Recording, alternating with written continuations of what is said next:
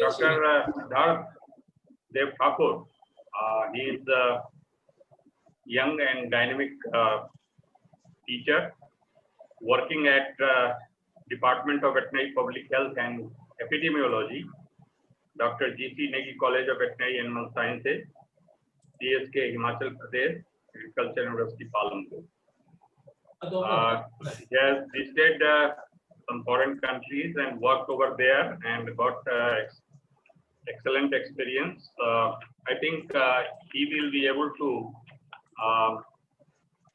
share his experiences through this presentation, antimicrobial resistance and its surveillance, what can be learned from human medicine.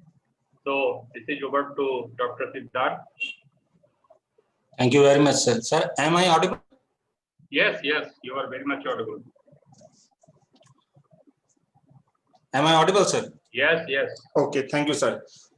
First of all, thank you very much to the organizing team of this webinar, especially Dr. Shivkumar, Dr. Nagappa, and Dr. Jende, who gave me this opportunity to present my views on this platform. And the executive of IAVPHS, headed by Dr. Ashok Kumar, ADG Animal Science, for Dr. Thakur. Yes, sir. Excuse me for interruption. I will request you to restrict your talk for 40 minutes. 40 minutes. Okay, sir. I will do that, sir. No problem. Thank you. No problem. So I'm thankful to Dr. Ashok, ADG Animal Science, who is heading now the executive of IAVPHS. And it's a strange coincidence because I am presenting something after 17 years on IAVPHS platform. And the first time when I presented, I was a student at that time in Panagar, and Dr. S.P. Singh was the organizing secretary of that conference. And it's my luck or coincidence that he is now chairing the session. So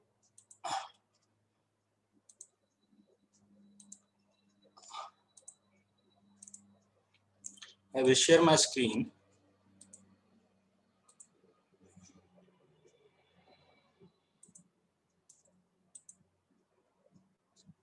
So the topic assigned to me today was antimicrobial resistance and its surveillance, and what we can learn from what's going on, especially in surveillance area in human medicine. So I will give a background, and starting from very start, antimicrobial, as we all know, it's a natural synthetic substance which can inhibit growth of any microbe, let it be bacteria, fungi, or algae. And when we talk about antibiotics, then we restrict this definition to bacteria, and these are low molecular weight compounds which have either inhibitory or killing effect on bacteria. So in modern era, the story of antimicrobials, it started with the Paul Ehrlich, who discovered salvarsan in 1909, which is an arsenic-based compound, and he used it very effectively against syphilis.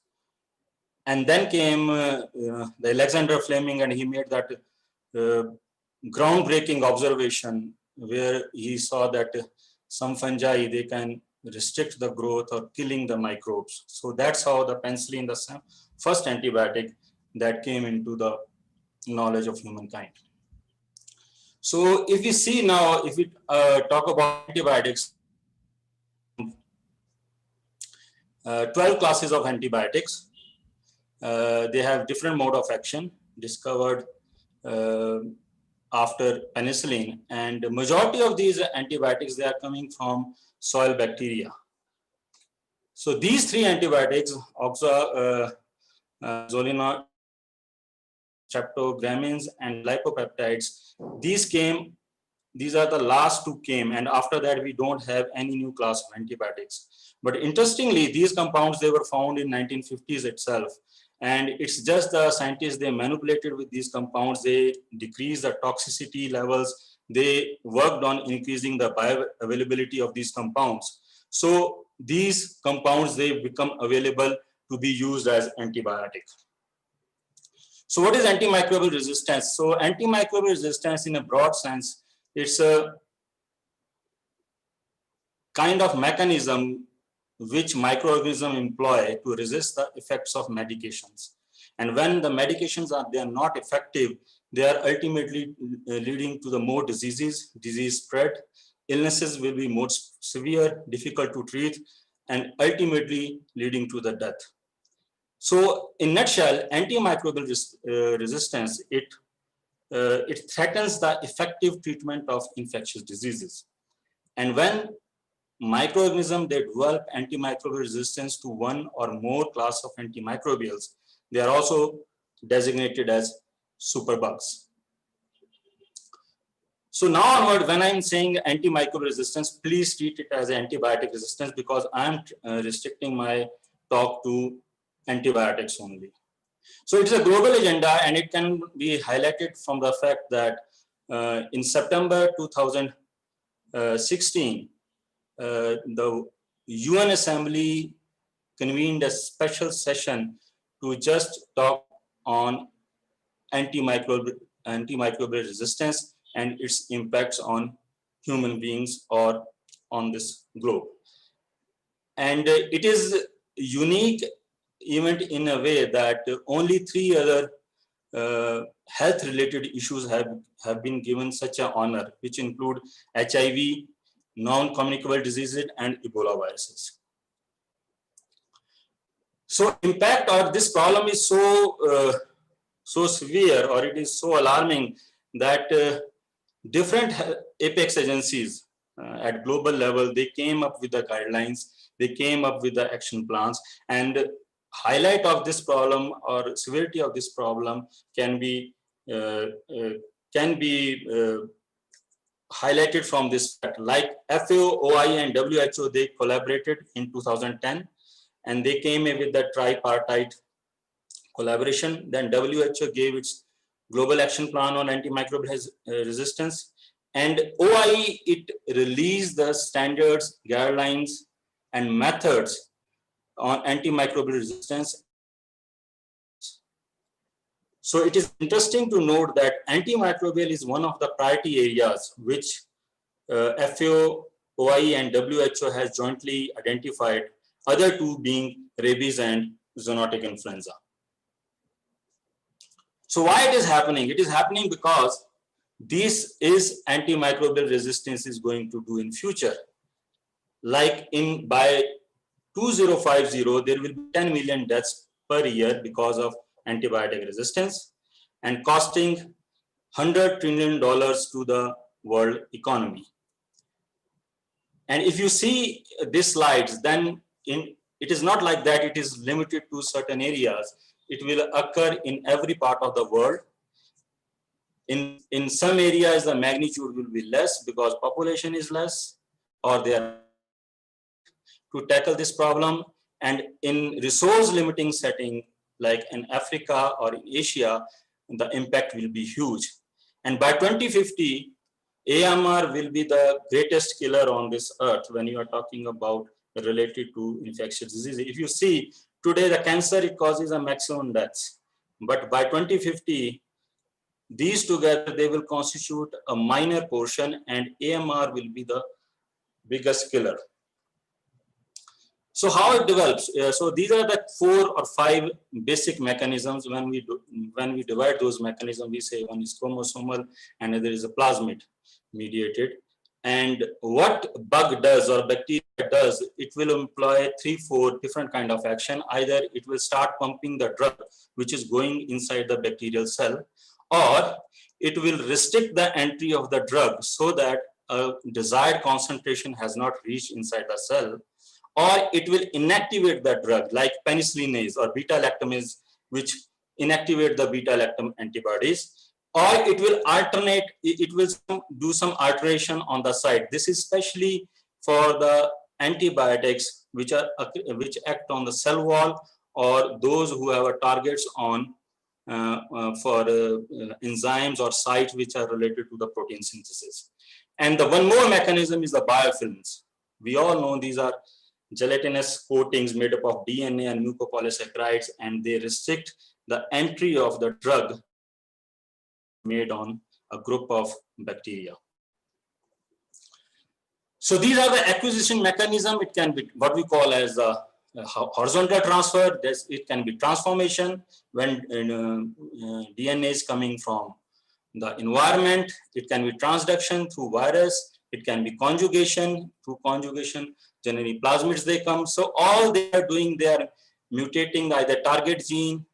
They are doing, they are altering the target size like 50S or 30S where protein synthesis is involved, or RNA polymerase, or DNA gyrase where fluoroquinolones act.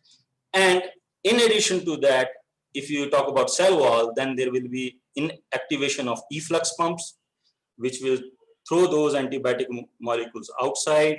They can prevent, or when alteration occur on cell wall, they will prevent the penetration by the antibiotic molecule, and of course the modification of the sites as I discussed earlier. So what are the drivers of the antimicrobial resistance? First, we need to understand that AMR is a natural, adaptive, autoprotective process which is developed by a bacterium. Why I'm saying that? Because the resistance has been, or the resistant determinants have been found in bacteria which has been isolated from 4,000-year-old permafrost, or the 3,000 or 4,000-year-old caves, or in Saharan desert. So the secretion of antibiotic, because it comes from the bacteria, they get secreted in the environment, and ultimately the bacteria which are living in soil or environment, they develop a protective mechanism to protect themselves from the secretion of which is coming as an antibiotic from other bacteria. But there are certain factors which have hastened, or which have speed up this process. They have make this evolution faster, and bacteria, they are developing this phenomena very rapidly. First is inappropriate or indiscriminate use of antibiotics, both in animal and human sector.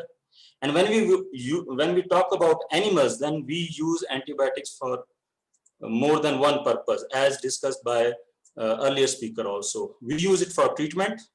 We use it as a growth promoters. We use them as a prophylactic agents. So as a growth promoter and prophylaxis, they are used in subtherapeutic concentration. That means the concentration is much, much lower than the concentration or doses we use for the treatment. And these two uses, growth promotion and prophylaxis, this has no, such kind of use has not been reported in human medicine at any level. This is exclusively with animal production or in food animals. Third thing is that whatsoever residue is coming out, whatsoever waste is coming out, or whatsoever antibiotic is secreted, they are active metabolites. And in case of animals, 75 to 90% of the antibiotic which are excreted, they are in active form. That means if a bacteria is getting exposure to those metabolites, then they are in sufficient concentration, they can act against that bacterium. Either they can kill that bacterium or they can inhibit the growth of that bacterium. And fourth is biocides. It is not very much talked about thing in when we talk about antimicrobial resistance. From biocides, I mean those chemical compounds like physols, phenols, or quaternary ammonium compounds, which are used as sanitizers, which are used as disinfectant.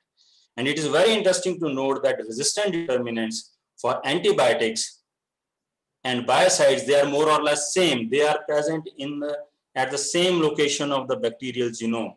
So if you are overexposing a surrounding, an animal or himself to biocides, excessive concentration of these compounds, so you are indirectly contributing to the AMR. So all these things, they exert a selection pressure, and I told this selection pressure speeds up the AMR development. So how it happens? Here I have here is you can say a mixed population of bacteria. This is before antibiotic exposure. Then animal or human being is treated with the antibiotic. and it is exposed to the antibiotic, all the susceptible population has been eliminated. Now intermediately susceptible or resistant organisms, they have survived, and ultimately when they will start multiplying, we have this kind of concentration with increasing resistance. All the susceptible population has been wiped out from this final population. So this is a hierarchy of spread of AMR. This is a Russian doll model. So how it happens? First, there is a gene which is encoding for the resistance. Sorry, it is not encoding for the resistance, it's a simple gene. Then there is an integron. Integron, we mean that any element, any genetic element which can be inserted, which will integrate in that gene.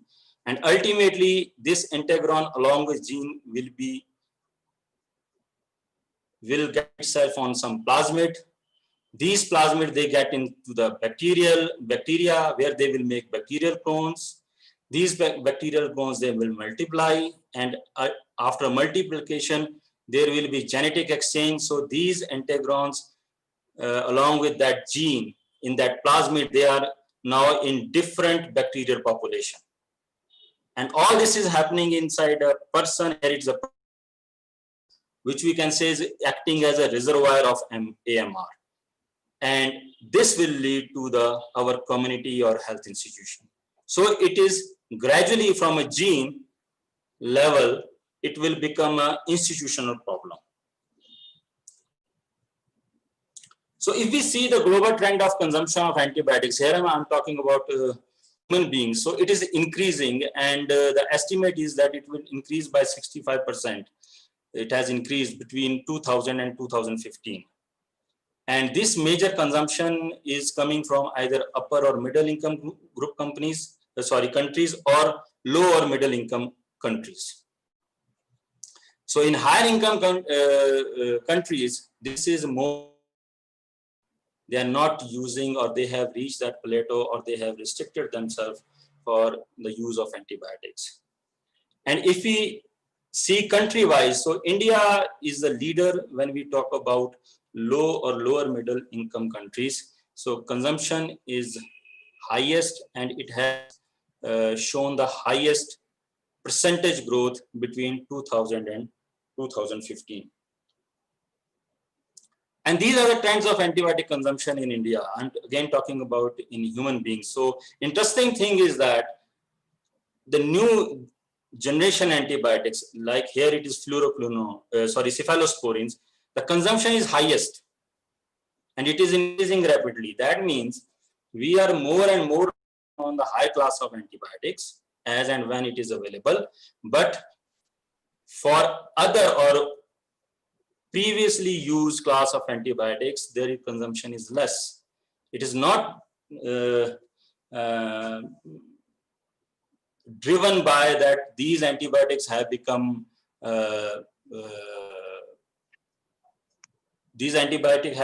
ineffective. It is just because they are available over the counter, and it is being prescribed more.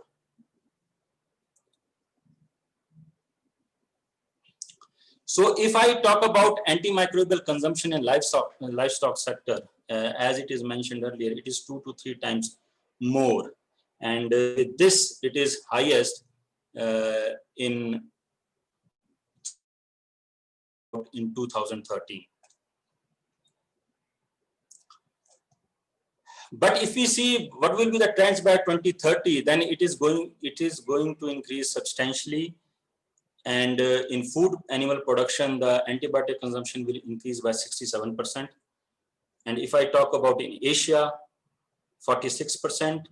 In India, it will be 3 to 6%, but of the total consumption of the world consumption. But the growth, if I compare from 2010 to 2030, it will be 50%. We will be consuming 50% more antibiotics in 2030 compared to what we were consuming in 2010 in animal sector. And highest increase, if you talk about a group of countries, it will be in BRICS countries, that is Brazil, Russia, India, China, and South Africa. So ultimately, what antimicrobial resistance has done, that This is the antibiotics timeline, and this is the resistance required. This slide has already been shown in some other form in previous presentation, but ultimately the magic bullets, the Paul Ehrlich who coined this term magic bullets, they are losing their firepower. So if you see, then in 1960, methicillin was introduced, and in 1962, resistant emerged. And it is said that penicillin-resistant bacteria were already present by the time penicillin was. So the bugs, they are more smarter than us, and they are evolving very fast. And we have that discovery void. Since 1987, there has been no new class of antibiotics which has been introduced for treatment. And as I have said, that these last three antibiotics, they are also available in 1960s or 50s. The only thing is that the toxicity that has been decreased and bioavailability of antibiotic effect that has been increased by manipulating those compounds. So ultimately, what we are left with some these kind of organisms, and these are called as superbugs. Superbugs because they are either multi-drug or showing pan resistance, or there are not much treatment options left with them, like Neisseria gondii, Echinobacter baumannii, Staph aureus, Burkholderia, Pseudomonas, Clostridium difficile, Escherichia coli, Mycobacterium tuberculosis, Klebsiella, and Streptococcus pyogenes. So we are, with these organisms, we are on the brink of, you can say we are on the cliff, and one more step, one more, they become resistant to one more drug, and these will become untreatable. So I am explaining this case with the Neisseria gondii. Neisseria gondii, it is not talked about thing in veterinary because pathogen. But interesting thing with this organism is it is the most naturally transformable bacteria after Haemophilus. It acquires resistance, it acquires environmental DNA, foreign DNA very easily because it has a specific uptake sequence, and with that uptake sequence, it can acquire any kind of DNA from environment. So 1930s, sulfonamides were used for the treatment of malaria, and after that, you can see this is the last combination we are having from single drug therapy. It's a combination therapy was recommended, and ultimately resistant that worked to that combination therapy also. And we are now just at a stage where we can say we can have that gonorrhea is no treatable. It is a superbug.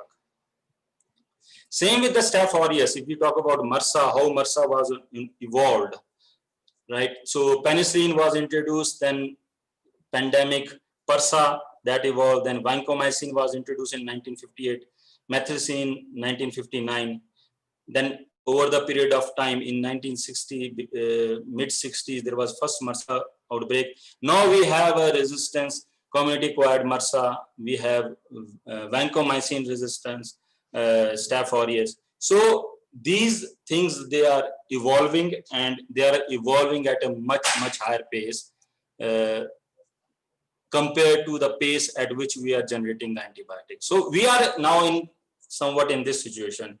Antibiotics are being knocked out by the more or less by the bacteria, and they are using those antibiotics to become more powerful. They are strengthening themselves, and they have made us jokers. They are using every kind of multi-drug, drug-resistant mechanism. They are using efflux pump. They are changing the targets. They have those biofilms. They have those what you can say enzymes degrading the antibiotics. So they are doing everything. So what we can, so it is a One Health issue.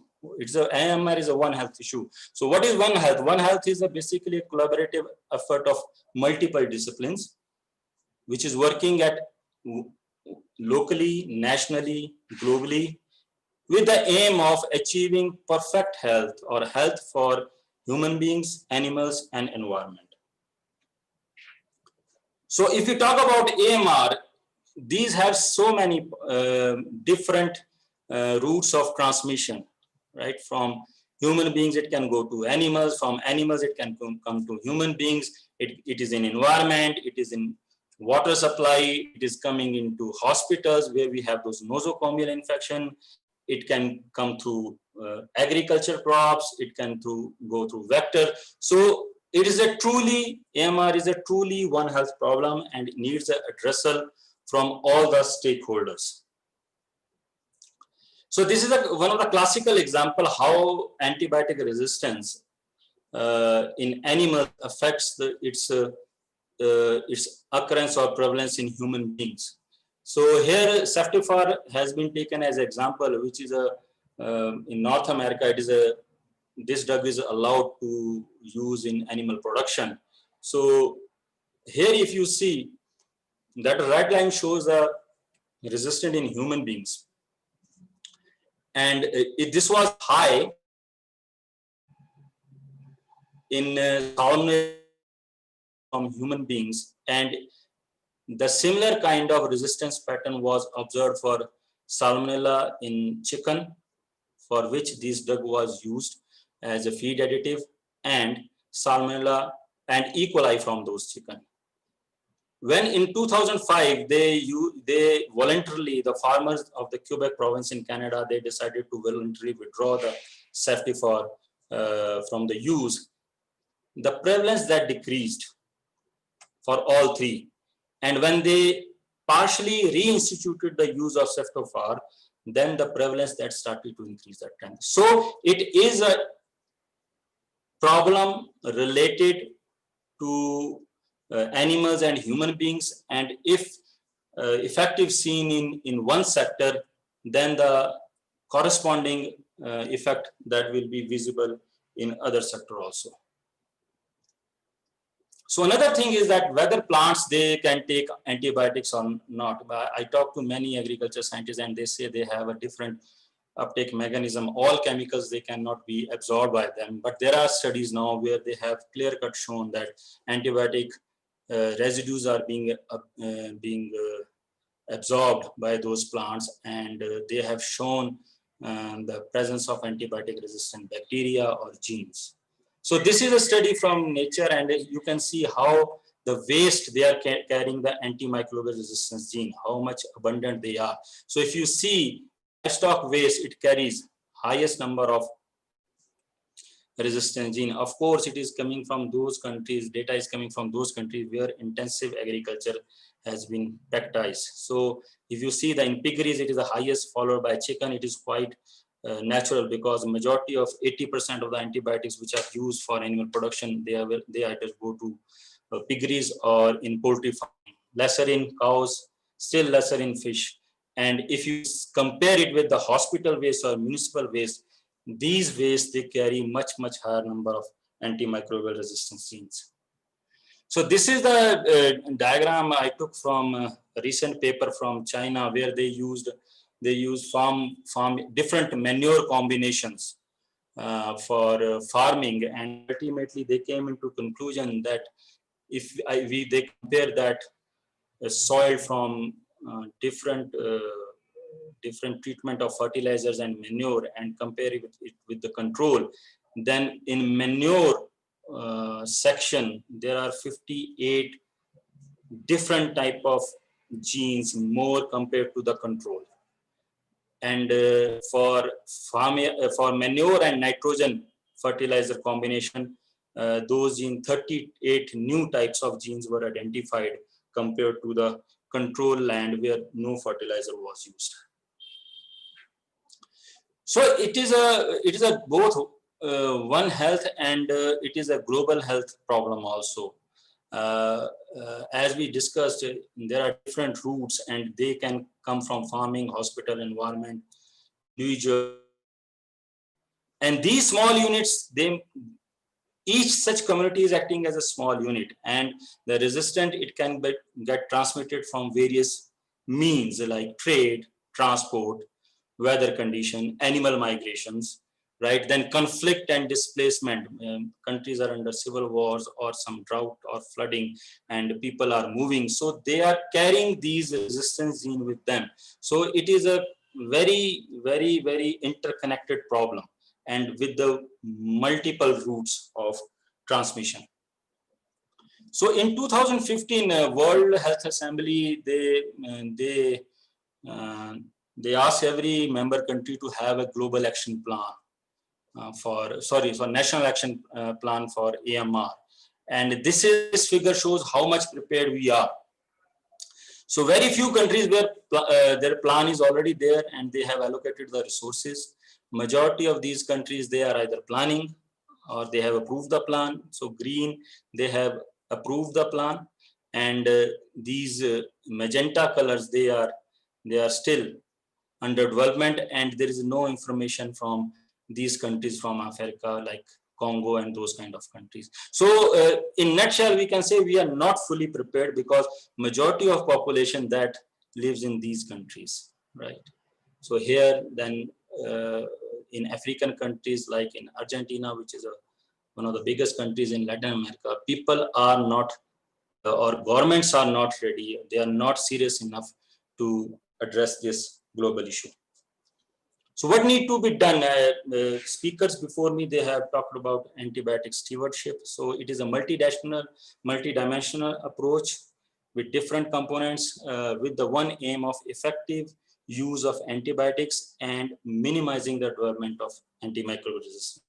So it has a various components like interdisciplinary approach, prevention, of infection, prescribing right antibiotics and at the right time when they are needed, using shortest duration of antibiotics possible, so as to give minimum exposure to the bug or bacteria, reassessing the treatment, right? Antimicrobial susceptibility testing, which is a very important component, and surveillance of AMR.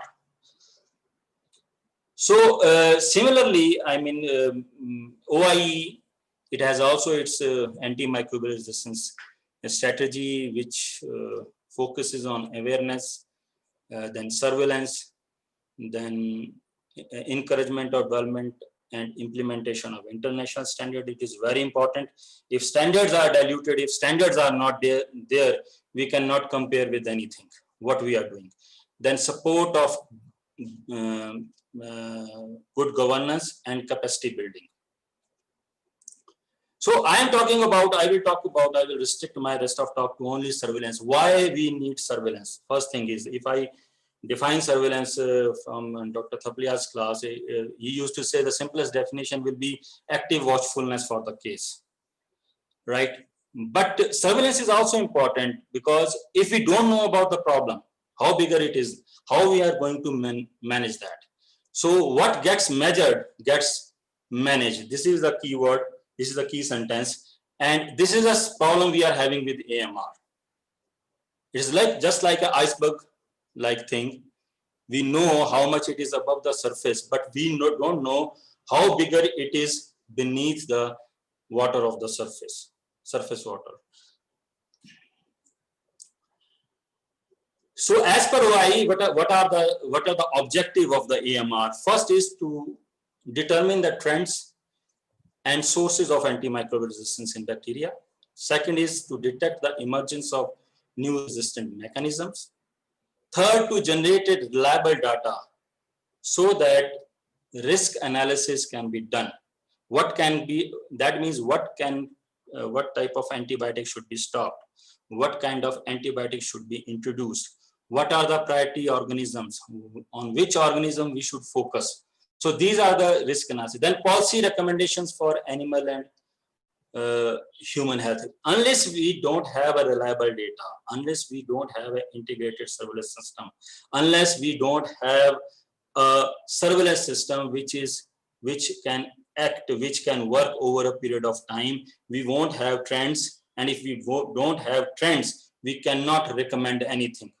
Then is evaluation of antimicrobial prescribing practices. This is a prudent use, and it also covers a good governance, where the quacks, paraveterinarians, they are recommending So here comes the governance issue. And I think in India, this is the biggest problem. The paravets, they are carrying in their bags the latest antibiotics available in the market, and they are using it, and there is nothing to check that practice. And fourth is assess and determine actions to combat. Whether if a policy is framed, if something has been recommended, whether it has been really implemented, if implemented, how much effect it has done on the problem. But sadly, if you see the OI data in 2000, which come in 2020, very few countries are reporting. This graph is I'm showing the countries reporting the use of quantitative reporting on quantitative data on use of antimicrobial compounds in animal production. So if you see in Africa, only 4 countries in 2016, that increased to 19 in 2018. In Middle East, only 2 countries. So reporting is very poor. If surveillance is not working, then we cannot make any strategy. So AMR surveillance program, what are those programs? So basically surveillance programs are a network of laboratories or institutions. But the major obstacles in implementation of any integrated, the word is integrated, we require integrated programs. For any integrated program to be implemented, there are 2 main, I would say, bottlenecks. First is lack of uniform methods. Many laboratories are working on AMR. Many laboratories are doing, they have some organisms or they have a selected antibiotics on which they are doing. But whether a data which is generated from one lab can be compared with the other lab or not. We are all working in silos, we are all working in different compartments, and that's why ultimately we are not following any uniformity. Neither it is in sampling, nor it is in reporting. If you see reporting, people are using different reporting methods. There are different performance. There are different sets of particulars they have given there, right? So protocols are different, even reporting methods are different. So what we need? We need a harmonized surveillance program. What OI say is a harmonization, or WHO say harmonization of surveillance program is the first thing. So what does that mean? First thing is bacterial species. You have to decide which bacterial species we need to track, right? Then the methodology, what kind of methodology we are going to use, and there should be uniformity in those all collaborating labs, right? Then is antimicrobials to be tested. It is not like that you have a 25 antibiotics, you have tested those and then you are giving a report. You have to zero down those antimicrobials. And when I'm talking about that, I'm saying that it is very important in veterinary sciences because we have different species, right? Livestock species, then cats, dogs, and wild species. There are many species. Except humans, we are talking about every species. So all antimicrobials, they are not used for all species, right? There are certain restrictions with certain species. So we need to take into that into consideration. Interpretation criteria, that should be uniform. If I talk about at global level, then CLSI or UCAST are the standard which people use. So clinical breakpoints. What clinical breakpoints we are using, above which value in a laboratory setting we get is a bug is susceptible, or intermediate is susceptible, or when it will become resistant. We need to have those clinical breakpoints for MIC values or inhibitory concentration. Then we need to have those control stain, and similar controls, they should be used in all those networking or collaborating laboratories. Then is reporting. So all this, in order to harmonize those antimicrobial susceptibility or reporting, we require internal and external quality assurance or quality control programs. Why we need harmonization? We need harmonization because we cannot compare apples with oranges. If you want to compare an apple, then you need to have an apple on the other side also. So we require harmonization. First is for better comparison of data at regional, national, and global levels. We need a reliable AMR data generation. That is only possible when there is a uniformity in methods, uniformity in bacteria, which is under surveillance, uniformity in type of antimicrobial use, uniformity in control strains used, and uniformity in reporting methods.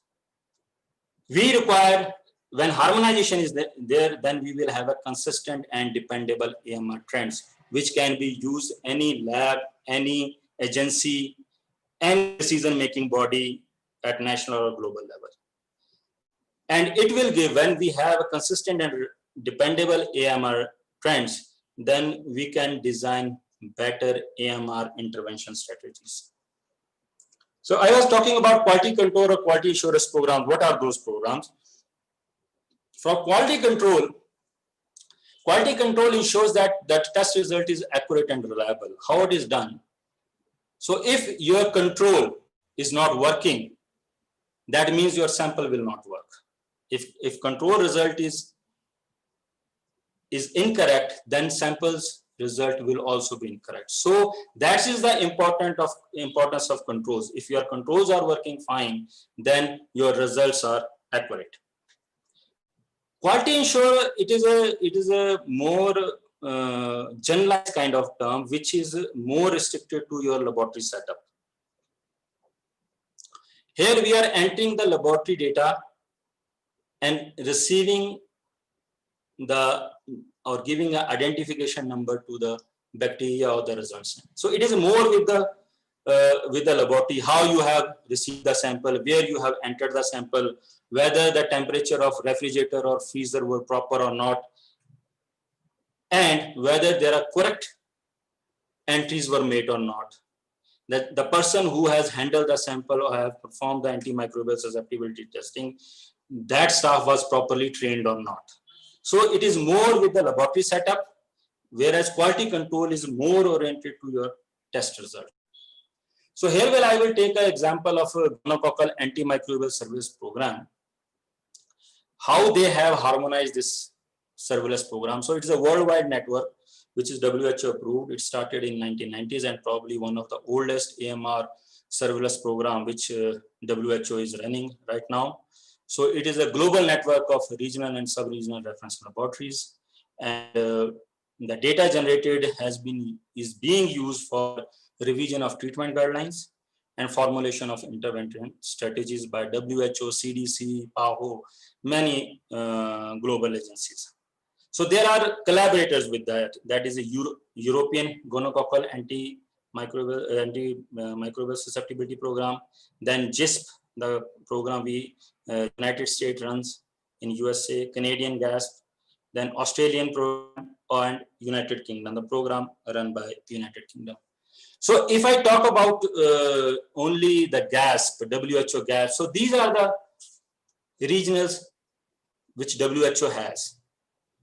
And these are the reference laboratories or coordinating centers where the program is run for a particular region. Like for a region in Americas, there is one center in Buenos Aires, one was in Saskatchewan, where I have worked, and then is Public Health Agency of Canada in Winnipeg. And in addition to that, Sexual Transmitted and TB Prevention Division of CDC Atlanta, they are coordinating this. So GASP have 3 objectives. These are very much similar to any objectives of any surveillance AMR surveillance programs. So first was to generate adequate and sentinel AMR surveillance treatment guidelines. Then is rapid detection of patients and ensure the clinical management of patient. Effective clinical management, I want to highlight that. That means the right use or accurate use of antibiotics, because as per WHO, if resistance level crosses 5% for any antimicrobial, that should not use for human treatment. So guidelines are so strict, right?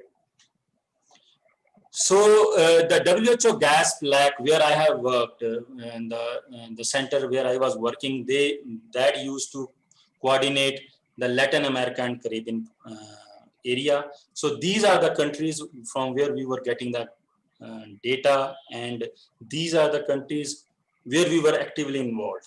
So what we were doing there. So this is basically the laboratory was from is Dr. Joanne R. Dillon's laboratory. So I was participant of one is GASP-LAC, and second was the quality assurance program, which is run by Public Health Agency of Canada from Winnipeg. So harmonization of GASP, how they have done it.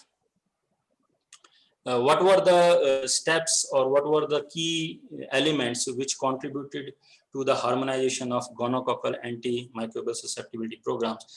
First of all is we need to decide how many isolates need to be tested. And there should be some guideline on that, some cutoff for that. Like in Canadian program, what they were doing is that any isolate which is sent by any provincial lab, at least for one antibiotic, that isolate they will send to National Microbiological Laboratory for further testing. Or if any isolate is not tested by at provincial level or at state level, that will directly go to NML. In USA, what they are doing, they have fixed a number that no lab will screen more than 300 isolates for antimicrobial testing, right?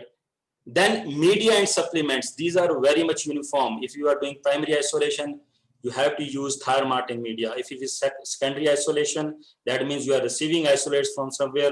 First, you have to grow it in chocolate agar, then you need to shift on specific gonococcal medium. And you need to confirm those isolates by gram staining and oxidase tests. Then is antimicrobial susceptibility testing. Sorry, it should be testing. I have written treating, is a mistake, typo.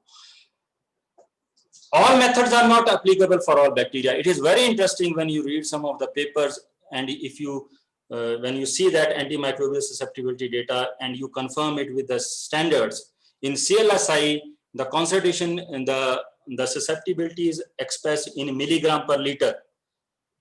But when you see that paper, they are giving inhibition zones. That is not right. That is incorrect. So we have to use only that method which is being recommended or which is being effective for one particular bacteria.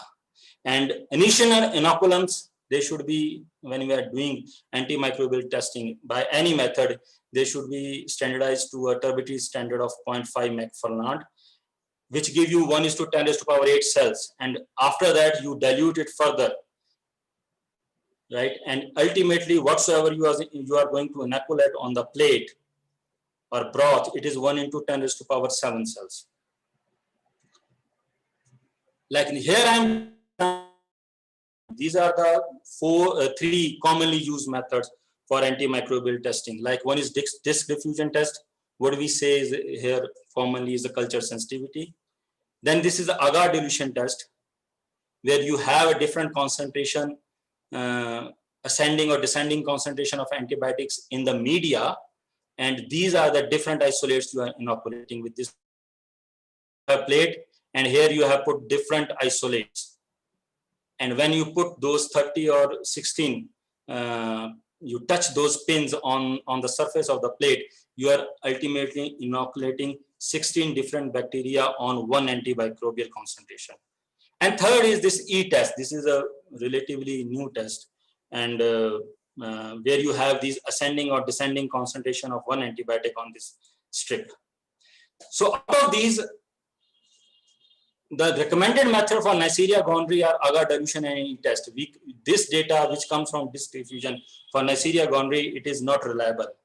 Like we cannot, another example is that for Enterobacteriaceae, we can use broths, but there are certain bacteria which cannot grow well in broth. So if you are doing that antimicrobial susceptibility testing in broth, the results are inaccurate. They are not reliable.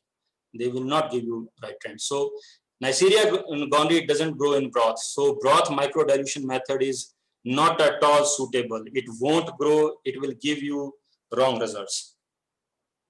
Then is the control strain. We need to have control strain for every pathogen or resistant bacteria we are testing. This is the one example for Neisseria gondii where WHO releases its panel. If you see, here is antibiotic, and here they have given those ranges. Then here is the genetic characterization. What kind of mutation you would expect in those standard strains and the reference strain. And these concentration or the ranges which are given for this panel, these are very, very, very stable. So if you are using these reference strains and they are not growing within the recommended ranges of antibiotic, that means your antibiotic either has expired or you have not made the proper dilutions, and there is something wrong with your antibiotic which we. So that was in 2008. Then in 2016, WHO, it came with another reference panel with more number of isolate tested with probably 20 or 30 antibiotics. All future candidates which can be used for gonorrhea treatment, they were used here so that we have the ranges for those reference strains. This is their genetic characterization, all the mutations here, and even typing is being done. So these are fully characterized. This is the genomic characterization. These are for reference strains. Here the different kind of plasmids. I am hurrying up, sir. I am hurrying up. So then is the transportation. Transportation, we use this media, chocolate agar based medium for transportation of these strain to Latin America, and organism can stay on this media for 6 months at room temperature. So these are the quality. I am just giving it a sheet which is coming from National Gonococcal Antimicrobial Susceptibility Program. Here you see the name of the laboratory. This is medium. Even lot number is specified. This lot should be used from all participating laboratories. Manufacturer should remain same. Here are the 4 WHO strains which are given, and these are the test strains we are using here. And here is the comparison. These are the different laboratories which have participated in that. And any value which is showing a variability of 2 MIC compared to model MIC, that will not be considered in the final results. Here are the level, say lab A with the model lab 1 with the model MICs. So this is the comparison of, I'm showing one isolate, how it is being compared. This is WHO C strain, which is reference strain. Here are the different laboratories. These are the different tests used, and these are the antibiotics which are being used. So when you have these kind of surveillance system, then you can get trends. These are the 20-year trends which came from Latin America on Neisseria gondii. So with these trends, you can say that after 2009, there is a reduction in antimicrobial azithromycin resistance. So this antibiotic can be used for treatment of gonorrhea, but not ciprofloxacin, which is where this resistance is increasing. Same is with penicillin, same is with tetracycline.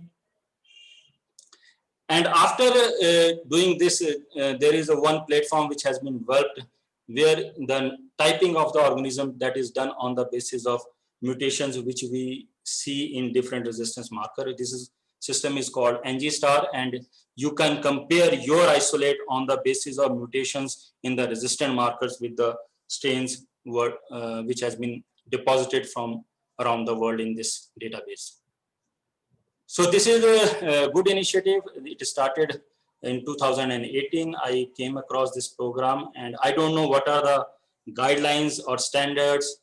Methodology has been fixed. I could not find it on public portal, but this is a very, very good initiative. I think it is an integrated surveillance program which is started by ICR and FAO.